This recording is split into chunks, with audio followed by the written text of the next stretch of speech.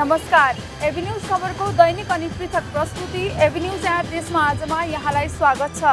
साना खबर या ठूला खबर जसले समाजलाई सकारात्मक दिशातर्फ डोर्याउँछ या त्यस्ता खबर जसले सम्बन्धित पक्षलाई सचेत बन्न खबरदारी गर्छ।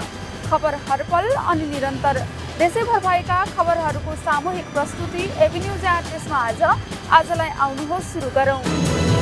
वीर अमरसिंह माध्यमिक विद्यालयका पूर्व विद्यार्थी चन्द्रकला बस्गाईले अक्षय कोषका लागि आर्थिक सहयोग गरेकी छिन्। बिर्तामोड 2 स्थित चारपानीमा रहेको विद्यालयका बालबालिकालाई अध्ययन गर्न सहयोग पुग्ने हिसाबले स्थापना गरिएको अक्षय कोषको लागि बस्गाईले आफ्नी आमा हेमकुमारीको नाममा 1,05,000 नगद सहयोग प्राप्त भएको प्रधानाध्यापक यदुनाथ अधिकारीले जानकारी दिए। सोही कार्यक्रममा विद्यालयले डेनमार्कबाट आएका 2 जना पाहुना शिक्षक स्वागत समेत गरेको छ। 2 लाखबाट सुरु भएको अक्षय कोष 18 लाख पुगेको र यस कोषबाट प्राप्त भएको रकम बालबालिकाको पढाइ र अन्य गतिविधिमा खर्च गरिने बताइएको छ।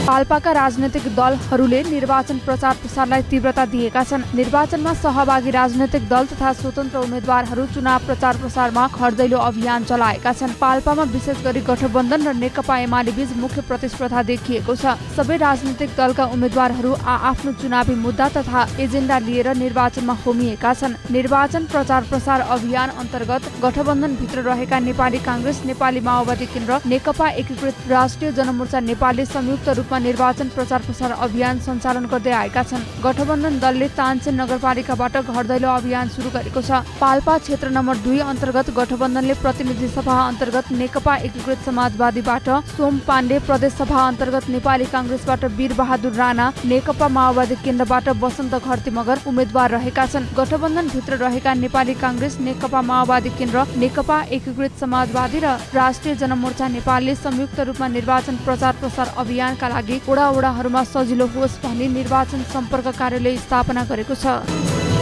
9 राष्ट्रिय कराते खेल चलिरहेको पर्वतमा खेलाडीहरूले व्यवस्थापन तयारी कम भएको बताएका छन्। आवश्यक पूर्वाधारको अभावमा राष्ट्रिय खेलको तयारी हुँदा आफूहरूले चाहे जति अभ्यास गर्न नपाएको खेलाडीको भनाइ छ। सानो र साँगु र कबड हलमा दर्शक बस्ने ठाउँको अभाव तथा पूर्व अभ्यासका लागि पूर्वाधारको अभाव भएको खेलाडीहरूले बताएका छन्। खेल सञ्चालन गर्ने सशस्त्र बलका कोच दीपक श्रेष्ठ र अर्का कोच केदार शर्माले खेलाडीहरूका लागि वार्म अप गर्ने तथा आवश्यक पोसाक बदल्न स्थान नहुँदा खेल खेलाउन समस्या भएको बताएका छन्। खेलाडी तथा दर्शकहरूलाई आवश्यक शौचालय तथा खानेपानी लगायतको समेत समस्या भएको छ। स्वागतका लागि स्थानीय युवाहरूले समेत खुल्ला चौरमा तयारी गर्नु परिरहेको छ। आवश्यक पोसाक परिवर्तनको लागि कोठाको अभाव भएको महिला खेलाडीहरूले गुनासो गरेका छन्। राष्ट्रिय स्तरको खेल सञ्चालन भइरहेको जिल्लामा आवश्यक समन्वय नहुँदा जिल्लाको प्रतिष्ठामा आँच आउने देखिएको अन्य खेलका पदाधिकारीहरूले बताएका छन्। खेलकुद विकास समितिका अध्यक्ष हर्कमान गुरुङले पहिलो पटक जिल्लामा राष्ट्रिय तवरको खेल आयोजना भएको हुँदा आफूहरूलाई समेत अनुभव नभएको कारण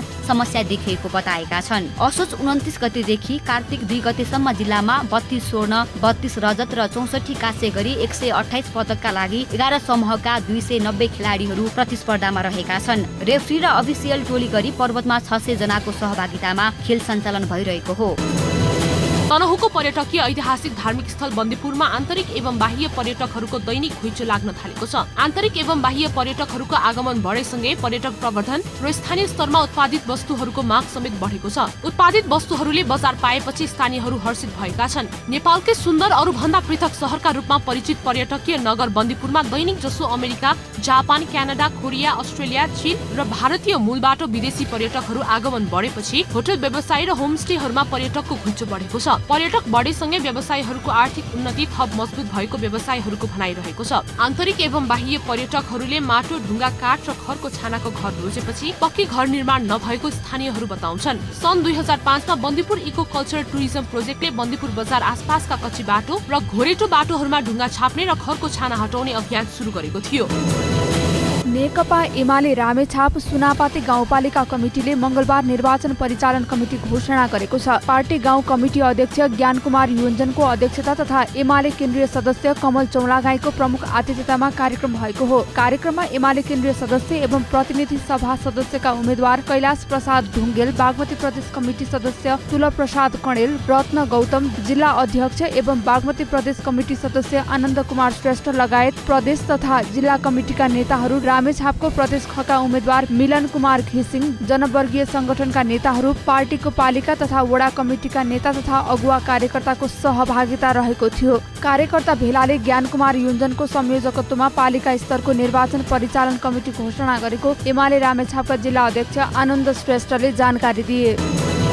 पर्सा क्षेत्र नम्बर 4 मा नेकपा एमाले र जसपा नेपालको अगुवा कार्यकर्ता भेला सम्पन्न भएको छ। पर्सा क्षेत्र नम्बर 4 का प्रतिनिधि सभा सदस्य उम्मेद्वार जालिम मियाले देश विकासका लागि गठबन्धनको जित जरुरी रहेको बताए। सत्तारूढ गठबन्धनका उम्मेद्वार रमेश रिजालले यस क्षेत्रमा 3 पटक जितेर केही विकास नगरेको आरोप समेत उनले लगाए। मियाले सत्तारूढ गठबन्धनका उम्मेद्वारले साम्प्रदायिक नारा लगाउने गरेको बताए। नेकपा एमाले पर्साका अध्यक्ष एवं क्षेत्र नम्बर 4 क का उम्मेद्वार जयप्रकाश थारूका अनुसार पर्साको 4वटै क्षेत्रमा एमाले जसपा गठबन्धन उम्मेद्वारले जित्ने दावी गरे। गठबन्धन प्रति एकजुट भएर जान समेत उनले आग्रह गरे। प्रदेश सभा सदस्य सिंहासन शाह कलवारले नेकपा एमाले र जसपाको उम्मेद्वारले जित्ने दावी गरे। क्षेत्र नम्बर 4 को खमा 30 वर्षमा नभएको विकास निर्माणको काम गरेको र थप काम गर्न आफूलाई जनताले जिताउने उनले बताए। नेकपा एमालेका केन्द्रीय सदस्य एवं समानुपातिक उम्मेद्वार निर्मला देवकोटा, ठोरी गाउँपालिकाका अध्यक्ष लालबाबु श्रेष्ठ, नेपाल बुद्धिजीवी परिषद मधेसका अध्यक्ष शम्भु गुप्ता लगायतले मन्तव्य राखेका थिए।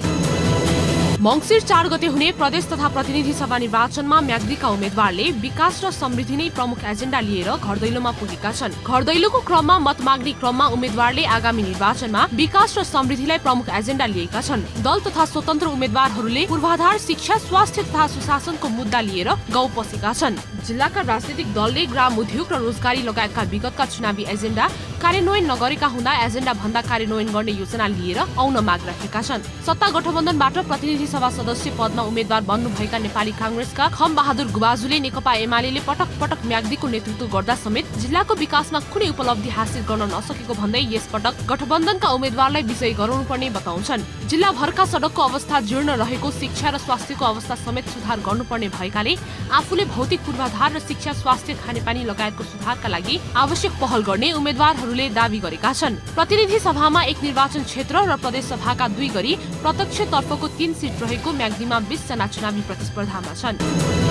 सरकारले जनतालाई स्वास्थ्य सेवा दिन सुविधा सम्पन्न स्वास्थ्य चौकी निर्माण गरे पनि स्वास्थ्य संस्थामा बिरामीको उपचारका लागि आवश्यक पर्ने सामग्री नहुँदा स्वास्थ्य सेवा दिन समस्या भएको भन्दै एक सामाजिक संस्थाले बागलुङको मालिका स्वास्थ्य चौकीलाई स्वास्थ्य सामग्री हस्तान्तरण गरेको छ। सामाजिक शिक्षा र खेलकुदको क्षेत्रमा सहयोग गर्ने उद्देश्यले गठन भएको मालिका सेवा समाजले मालिका स्वास्थ्य चौकीलाई स्वास्थ्य सेवा दिन सहज पुर्याउने उद्देश्यले स्वास्थ्य चौकीमा पुगेर स्वास्थ्य सामग्री प्रदान गरेको हो। बागलुङ नगरपालिका वडा नम्बर 5 मा हालै निर्माण सम्पन्न भएको स्वास्थ्य चौकीमा उपचारको लागि आउने बिरामीहरूलाई उपचारमा सहयोग पुर्याउन स्वास्थ्य सामग्री सहयोग गरेको मालिका सेवा समाजका अध्यक्ष दुर्गा बहादुर कुँवरले बताए। मालिका सेवा समाजले गरेको सहयोग सामग्रीले स्वास्थ्य संस्थामा सेवा लिन आउने सेवाग्राहीलाई सेवा दिन धेरै सहज हुने मालिका स्वास्थ्य चौकीका सिनियर अहेब धनमाया थापाले बताए। गाउँ गाउँमा सिंहदरबार भन्ने नारा स्थानीय सरकारले फलाकिरहे पनि जनताले सामान्य स्वास्थ्य सेवा गाउँ घरमै सहज रूपमा पाउन भने सकेका छैनन्। अहिले गरेको सहयोगले स्वास्थ्य चौकीमा उपचारका लागि आउने बिरामीलाई थोरै भए पनि राहत पुग्ने देखिन्छ।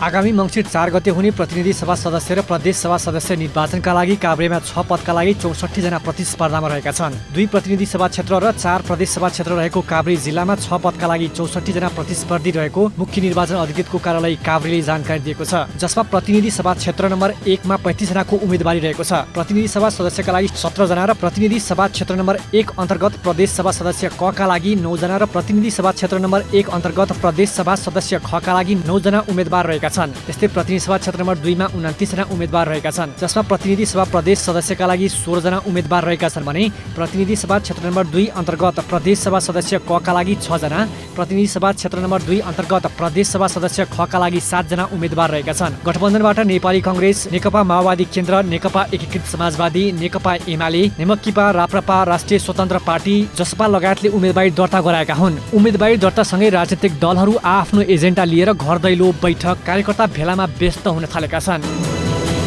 जिल्लाको खारपुनाथ गाउँपालिका स्वास्थ्य शाखाले गाउँपालिकाका मार्फत रहेका स्वास्थ्य चौकीलाई आर्थिक अधिकार हस्तान्तरण गरेको छ।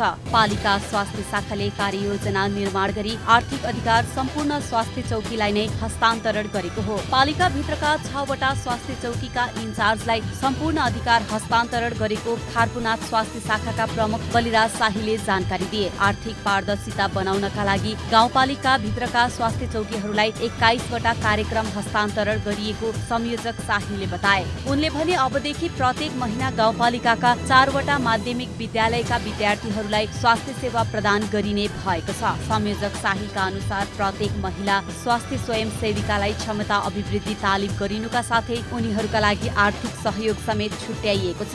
विगतका वर्षमा सुत्केरी आमाहरू गाउँमै सुत्केरी हुने गरेको पनि गाउँपालिका स्वास्थ्य संस्थाले स्वास्थ्य संस्थामा नै सुत्केरी गराउने र सुत्केरी आमाहरूलाई प्रोत्साहन स्वरूप आमा र बच्चाको सुरक्षाका लागि पौष्टिक आहार जस्ता खानेकुराहरूको व्यवस्थापन गरेको छ। उक्त गाउँपालिका स्वास्थ्य शाखाले स्वास्थ्य संस्थाको लागि कार्ययोजना तथा निर्देशिका बनाउनेदेखि अन्य औषधि बाँडफाँडसम्म 3,33,60,000 रुपियाँ विनियोजित गरेको छ। झापाको बिरतामोड नगरपालिकाले नगरसभाबाट पारित नीति बजेट तथा कार्यक्रम समितिको नगर विकास योजना पुस्तिका सार्वजनिक गरेको छ। बिरतामोड नगरपालिकाको कार्यालयमा आज सोमबार पत्रकार सम्मेलन मार्फत नगर प्रमुख पवित्रा महतारा प्रसाई, उपप्रमुख नगेन्द्र संग्रौला र प्रमुख प्रशासकीय अधिकृत विनोद कुमार नुपानेले संयुक्त रूपमा पुस्तिका सार्वजनिक गरेका हुन्। कार्यक्रममा वडाध्यक्ष र कार्यपालिकाका सदस्यको सहभागिता रहेको थियो। बिरतामोड नगरले आगामी आर्थिक वर्ष 2079-80 को लागि कुल आयको 1,38,38,04,490 सामाजिक सुरक्षाको बजेट सहित बजेट प्रस्ताव गरेको छ। उक्त बजेट मध्ये आयतर्फ संघीय समानीकरण अनुदानबाट 23,60,00,000, संघीय सरकार राजस्व बाँडफाँडबाट 13,40,98,000, प्रदेश समानीकरण अनुदानबाट 1,33,72,000, प्रदेश राजस्व बाँडफाँडबाट 1,17,11,490, त्यसै गरी नगरको आन्तरिक आयबाट 15 करोड र मालपोत रजिस्ट्रेसन शुल्कबाट 11 करोड गरी जम्मा 65,52,81,490 रुपियाँ प्राप्त हुने आज सार्वजनिक भएको विकास योजना पुस्तिकामा उल्लेख छ। नगर प्रमुख प्रसाईको अध्यक्षतामा भएको कार्यक्रममा नगर उपप्रमुख संग्रौलाले स्वागत तथा कार्यक्रमको उद्देश्यमाथि प्रकाश पारेका थिए। कार्यक्रम सञ्चालन नगरका योजना विभाग अधिकृत जय तिमल सिन्हाले गरेका थिए। आगामी मङ्सिर 4 गते हुने प्रतिनिधि सभा सदस्य र प्रदेश सभा सदस्यको निर्वाचनलाई शान्तिपूर्ण रूपमा सम्पन्न गर्न इटहरी क्षेत्रमा खटिने म्यादी प्रहरीको लागि तालिम सुरु गरिएको छ। निर्वाचनलाई भयरहित, निष्पक्ष र सुरक्षित बनाउन केन्द्रको सुरक्षा नीति अनुसार नै इटहरीमा खटिने म्यादी प्रहरीका लागि 10 दिने तालिम सुरु गरिएको हो। केन्द्रको नीति अनुसार नै निर्वाचनलाई भयरहित, निष्पक्ष र सुरक्षित रूपमा सम्पन्न गर्न तालिम दिन थालिएको इलाका प्रहरी कार्यालय इटहरीका प्रमुख प्रहरी नायब उपरीक्षक खगेन्द्र बहादुर खड्काले बताए। उनले 10 दिनसम्म सञ्चालन हुने तालिममा म्यादी प्रहरीलाई कसरी निर्वाचनमा सुरक्षा प्रदान गर्ने भन्ने विषयमा तालिम प्रदान गर्ने जानकारी दिए। इटहरी क्षेत्रमा 209 जना पुरुष र 138 जना महिला म्यादी प्रहरी निर्वाचनका लागि खटिनेछन्। नेपालको इतिहास र संस्कृतिको अनुसन्धानकर्ता सत्यमोहन जोशीको निधनले इतिहास र संस्कृतिको अनुसन्धानमा ठूलो घाटा लागेको धरानका वक्ताहरूले बताएका छन्। उनको निधनमा नेपाल सरकारले मंगलबार राष्ट्रिय बिदा समेत दिएको छ। सोमबार उनको सम्झनामा धरानको भानु चोकमा श्रद्धाञ्जली सभाको आयोजना गरिएको थियो। सो अवसरमा धरानका संस्कृतिविद बालकृष्ण हलवाईले उनले नेपाली भाषा संस्कृतिको जगेर्नामा गरेको काम अतुलनीय रहेको भन्दै उनलाई सम्झेका थिए। त्यस्तै साहित्यकार प्राध्यापक डाक्टर टङ्क नेउपानेले नेपालको संस्कृतिविद, लिपिविद, नेपालमा लिपिहरूको अन्वेषणका साथै त्यसको प्रचार लगायत अनगिन्ती काम गरेका वाङ्गमय शताब्दी पुरुष स्वर्गीय जोशीलाई नसम्झिने कोही रहन नसक्ने बताए। उनको योगदानकै कदर गरेर उनले 3 पटक मदन पुरस्कार समेत पाएको उनीहरूले बताए। शोकसभामा साहित्यकार प्रदेश नम्बर 1 का पूर्व प्रदेश प्रमुख गोविन्द सुब्बा, धरान 14 का वडाध्यक्ष कृष्णप्रसाद भट्टराई, प्राध्यापक उद्धव श्रेष्ठ लगायतको उपस्थिति रहेको थियो। 9औं राष्ट्रिय खेलकुद प्रतियोगिता अन्तर्गत पर्वतमा भइरहेको कराते प्रतियोगिता अन्तर्गत विभिन्न 6 वटा इभेन्टका 5 वटा स्वर्ण विभागीय नेपाल पुलिस क्लबले जितेको छ। कुस्माको बडागाउँ स्थित सेती कभर हलमा भइरहेको खेलमा 5 स्वर्ण र 1 काँस्य गरी कुल 6 पदक सहित पुलिसले अग्रता कायम गरेको छ। बागमती प्रदेशले 2 स्वर्ण र 1 काँस्य गरी 3 पदक, विभागीय सशस्त्र प्रहरी बलको एपीएफ 1 रजत र 3 काँस्य गरी 4 पदक, गण्डकीले 2 रजत र 1 काँस्य गरी 3 पदक पाएका छन्। त्यस्तै लुम्बिनी प्रदेशले 2 काँस्य पदक, प्रदेश 1 ले 1 रजत र 1 काँस्य गरी 2 पदक, नेपाली सेनाको त्रिभुवन आर्मी क्लबले 2 रजत, कर्णाली प्रदेशले 1 काँस्य पदक, सुदूरपश्चिम प्रदेशले 2 काँस्य पदक तथा मध्य प्रदेशले 1 काँस्य पदक हात पारेका छन्। एभिन्यूज एट देशमा आजमा हामी त्यस्ता खबरलाई ध्यान दिन्छौं जुन खबर ओझेलमा परेको छ र बन्न सक्छ खबर। एभिन्यूज एट देशमा आजलाई यति नै। भोलि फेरि देशैभर भएका खबरदाताहरूको खबरको साथमा प्रस्तुत हुने नै छौं। खबरभित्रको खबरका लागि हेर्दै रहनुहोला एभी न्यूज खबर। नमस्कार।